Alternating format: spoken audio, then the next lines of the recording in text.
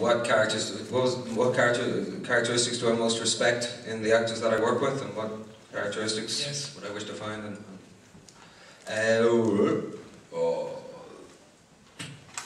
Again, it all seems to come back to curiosity. It's always wonderful to work with actors who have a curiosity, and somebody like John Voight, who of course is in the game for maybe 40 years at this stage and has put down some seminal pieces that remain incredibly recognisable in the cinema of history, American film and internationally. He still has an insatiable curiosity. Al Pacino, who I was lucky enough to work with and who I believe got honoured here last week, Al has an insatiable curiosity still, and again, it's that question that's never answered. It's the question that even though you have a suspicion that it may never be answered, it's still, by its very existence, merits being asked over and over again, whatever form that question comes in. So if I'm working with actors that have a curiosity, that's amazing. It's a breeding ground for creativity and generosity as well. You know, they're actors that are generous with other actors, because it is you know, regardless of how big a film may be and how far detached the lead character may be from or feel they are from the peripheral characters, it is about representing a world, and I think it should be a collaboration, and that's certainly why I'm involved in it. Even Phone Booth was a collaboration. You know, we had 3 weeks of rehearsal before we did that.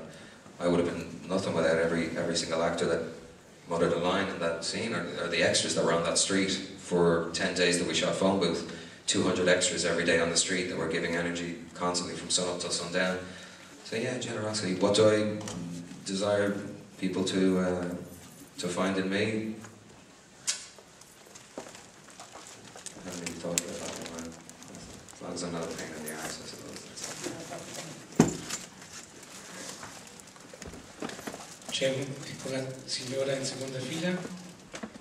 Devo chiedere a Colin Farrell, dopo aver interpretato Alexander ci poteva essere il rischio di restare incorniciato in un tipo di ruolo, invece ha saputo sempre darci personaggi nuovi, diversi, combattuti da molti conflitti. Ecco, io volevo sapere che cosa le intriga di più nei personaggi che ha interpretato, quali sono quelli che maggiormente le intrigano e quali sono quelli che vorrebbe interpretare, cioè un tipo di personaggio che desidera particolarmente. It would have been hard to be typecast as Alexander. Who else is there? Hannibal, Genghis Khan, not suitable for. Variety is you know, variety is a very exciting idea, and I personally, as an actor, don't want to ever repeat myself. There's a danger inherent in that as well, that you can possibly end up exploring avenues that are not necessarily truthful to the particular character you're doing, just in the name of difference and just in the name of representing something of an extreme change from that which you've done before. But I've loved it. I really have. I've loved all the different, even jobs that at the time I felt I haven't enjoyed doing. Retrospectively, they live in me in a very fond place. I loved In Bruges. I loved working on. I really did. I had such a wonderful time with my friend Brendan Gleeson and Martin McDonough, who crafted such a beautiful and such an original script, I felt. That was the script that we rehearsed for 3 weeks in Bruges, and I thought 3 weeks of rehearsal it might get jaded, it might get tiresome, and it wasn't. It was so deep. It worked on different levels. It seemed to be comedic, and it seemed to be violent, and it seemed to be, you know, full of quick whip dialogue, and it was all those things, but underneath it there was a very rich subtext, and it stood up to 3 weeks of constant questioning. By the end of the 3 weeks we felt ready to go, but yeah, I mean, I just, you know, you do ever experience it, and you know, as I don't know if you've heard of the term that's used with boxers, you know, you leave it all in the ring, and hopefully that's what you do. You leave it all in the ring and explore as much as you can, so that you don't have. There's an awful thing that happens sometimes as an actor. I have found that you may shoot a scene, and then after the scene you may think you realise exactly how it should have been played, and as much as you can stave off the haunting of that voice by exploring when you're in the moment, or exploring when you're on the set that day, the better. I don't think that answers your question at all. That's all I got. Prego. Hello, Nils from Norway here. I have a question to Colin.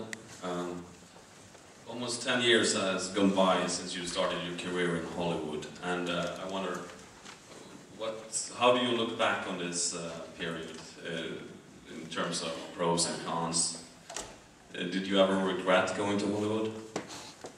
Or do you prefer working in small film or big films? I never really saw a life can be viewed in chapters, and mine is such a cliche, but I can nearly break it up into those increments of 7 years that are spoken about. Going to Hollywood seemed, as unnatural an environment as that can be, seemed like the natural progression of my life. I felt that I've been following a path that has in some ways been carved by myself, and in many ways being carved by some universal knowledge that I'm not even aware of. A lot of good fortune. I've never regretted it. No, if I was to regret it, I would have just left it, I think, and dealt with regret and used regret as a bouncing board and as an inspiration to do something else and to make a change. I've been lucky enough to work on films that are at least budgetarily smaller than some of the bigger films I've worked in. The stories and the questions that are asked again aren't smaller. Things like Intermission I worked on in Dublin, and Home at the End of the World, and the last few films have again budgetarily been smaller than some of the more epic films like Alexander or massive budget films, spectaculars like Miami Vice. And it's interesting to dip into different worlds. It's interesting, but fundamentally you're doing the same thing. I mean, fundamentally you're doing the same thing. I think there is a greater platform for creativity that's provided in a smaller film. I think the filmmaker usually has more autonomy in a smaller film. They haven't got as many maybe producers breathing down their necks, and maybe they don't have to hit middle ground as much as a film that has to please a wider audience. Maybe they can be more specific, and I've enjoyed being there and reaping the rewards of that. But yeah, it's all, as I said earlier on, it's all been interesting for various different reasons. But I never felt like I had to sell a part of my soul to go to Hollywood, or I never felt like I sold out. I just been very lucky, and I enjoyed a lot of it, and some of it was shite, and some of it I still enjoy, and some of it is still shite. But as far as the pros outweigh the cons, which especially now with the advent of camera phones and YouTube and TLZ and all this stuff, the argument for is it all worth it is becoming more interesting. It really is becoming more interesting, because your privacy is infringed upon. And I know the argument is, oh, but you asked for it, you wanted to be famous. Not fine.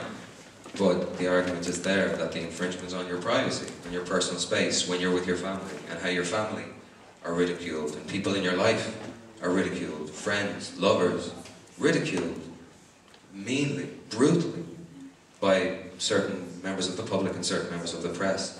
And that would be the topic that would garner the question in me, is it all worth it?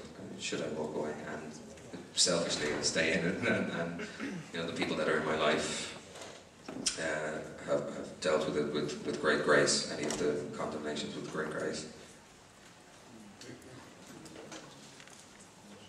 Buongiorno, sono Emanuela Castiglini, Radio 2 Quotidiani del Nord. Volevo chiedere a Colin Farrell come reputa il mestiere dell'attore, e poi visto che c'è anche un regista qui, che rapporto c'è, che rapporto si instaura tra un attore e un regista? Può esserci un rapporto di amore e odio? Grazie, è difficile dirigerlo, insomma lei si affida totalmente.